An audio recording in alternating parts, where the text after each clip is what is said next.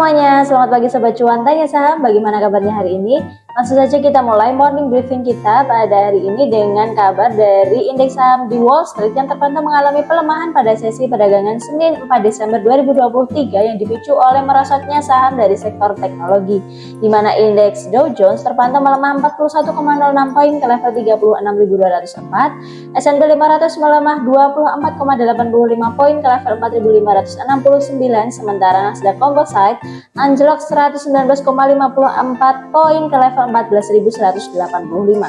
Sejumlah saham raksasa teknologi seperti Microsoft, Apple, Nvidia, dan juga Amazon terpantau turun sekitar 1%.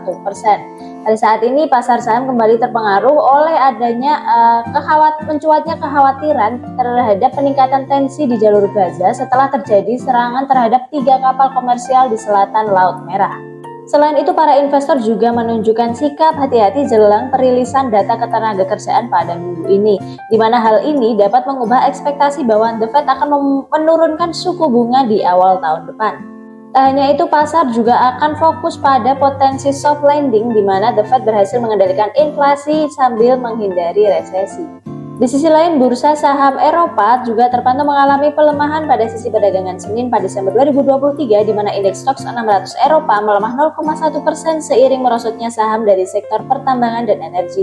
Sementara untuk indeks FTSE London melemah 0,22% dan ada indeks DAX Frankfurt yang menguat hanya 7,24 poin. Pada pagi ini, hari Selasa 5 Desember 2023, mayoritas bursa saham Asia Pasifik kembali lesu ketika investor masih memantau sejumlah perilisan data ekonomi di kawasan tersebut, di mana indeks Nikkei terpantau anjlok 1,35%, Hang Seng melemah 0,75%, Shanghai Composite melemah 0,52%, Straits Times Singapura melemah tipis 0,07%, ASX 200 Australia melemah 0,82%, dan Kospi Korea Selatan yang melemah 0,32%. Mengikuti pelemahan yang terjadi di bursa Asia Pasifik pada pagi ini, IHSG juga dibuka pada zona merah, yaitu melemah 0,48 poin ke level 7.093. Pelemahan bursa saham di Asia Pasifik ini juga tak luput dari pengaruh melemahnya indeks saham di Wall Street. Selain itu, ada sejumlah hal yang menjadi sentimen yang mempengaruhi pergerakan bursa saham di Asia Pasifik, di antaranya yaitu ada dari Korea Selatan yang merilis angka inflasi pada bulan November 2023 yang turun menjadi 3,3% secara year on year dan melandai menjadi minus 6,6% secara month to month, di mana angka tersebut lebih rendah dari inflasi bulan Oktober yang sebesar 3,8%.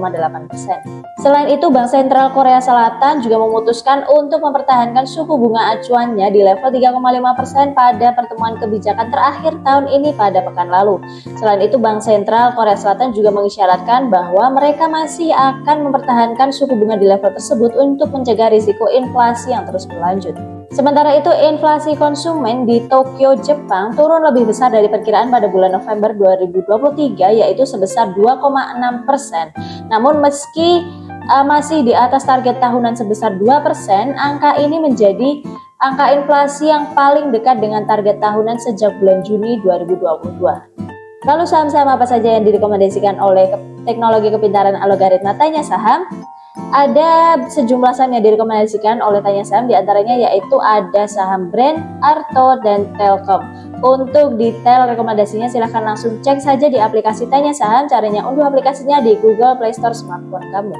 Dari pasar komoditas, harga minyak mentah dunia turun pada sesi perdagangan Senin 4 Desember 2023 yang dipicu oleh adanya pernyataan dari Menteri Energi Arab Saudi, di mana menurut Pangeran Abdul Aziz bin Salman, OPEC dan negara anggota OPEC Plus dapat mencapai pemangkasan produksi hingga 2,2 juta barel seperti yang telah diumumkan pada pekan lalu, di mana harga minyak mentah West Texas Intermediate untuk kontrak pengiriman Januari 2024 anjlok 1,39% ke level 73,04 US dollar per barel, sementara untuk minyak mentah Brent, kontrak pengiriman Februari 2024 melemah 1,08% ke level 78,03 US dollar per barel. Di sisi lain, harga emas juga terpantau anjlok lebih dari 2% setelah mencapai level tertingginya pada hari Senin 4 Desember 2023, di mana harga emas berjangka turun 4,14% ke level 2.047 US dollar per ounce, sementara harga emas spot anjlok 4,16% ke level 2.029 US dollar per ounce.